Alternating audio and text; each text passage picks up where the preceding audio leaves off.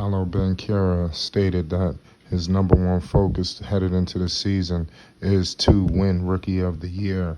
And I'm going to tell you why that is a very valuable option, ladies and gentlemen.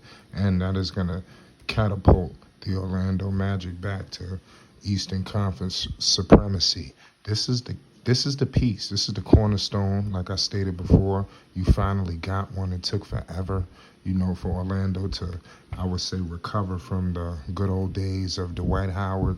You've had some other names that were there, the Gordons of the world, many others. Things really didn't work out for him. But I'm telling you, Banchero, along with the rest of these guys, I think he can achieve what he's looking out to do. Outside of team success, he stated that is his number one priority and is winning Rookie of the Year. So I don't want anybody to start thinking any negative connotations of the situation. Banchero is going to be poised to wild out. Back in Duke, he put up 17 points, 7 rebounds, and 3 assists.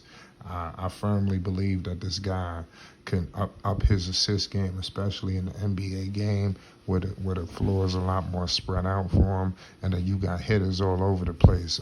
You got Franz Wagner, you got my man Cole Anthony, Suggs. I mean, there's shooters out there. T. Ross. I mean, y'all got a team. You got the big man in the middle.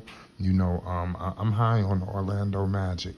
If he wants to win Rookie of the Year, let's look at last season's Rookie of the Year. And that was Scotty Barnes, of the Toronto Raptors. He played 74 games. He had 35 minutes he averaged. And then that added up to 15 points per game on 49% shooting, 30% from three, 7 rebounds, 3 assists, a steal, and almost a block. The Toronto Raptors were a playoff team with Scotty Barnes. They were the 5th seed, 48-34. Can the Orlando Magic make a jump like that? I tell you what, the Toronto Raptors were a hell of a team. They coming off a championship situation, so we gotta really understand that they still got some pieces there that were able to push them up. Orlando, you can't expect them to jump all the way to the 5th seed, because their regression is so immense. I like Wendell Carter Jr. Like I said, I like Franz Wagner. He's a beast. Markelle Fultz. Let's see what they can get from him. Bamba. I think that Banchero can make all of these guys better because prior to his arrival, they all look like misfits. This season, if he can get the Orlando Magic, to relevancy. And let's be real, my man out of Detroit who was drafted number 1 overall, Cade Cunningham, he should have really won Rookie of the Year, due to the fact that his injuries that negated that. Cade Cunningham he played 64 games. He missed the first part of the year. He averaged 17 points per game compared to Scotty Barnes' 15. Not much, but Cade Cunningham was clearly the face of his team. Scotty Barnes got a lot of pieces over there, like we stated. Cade shot 41%. 31% from 3 due to the fact that the shots that he was taking, it wasn't always quality looks because he doesn't have the best quality talent, and I believe Paolo, he can win the Rookie of the Year outright. Obviously he's going to be dealing with some competition. You're going to have Jabari Smith Jr., he's going to be feeling upset, that he didn't win, he didn't get the number 1 overall pick, so people are going to be upset out there. Everybody's high on Ivy, and the list goes on. Everybody's got their pick here of the situation, but I think Banchero could get the Orlando Magic back. They got a lot of ground to make up, being at the bottom of the Eastern Conference, 22-60, with a record of 22-60. So they got to get back up there.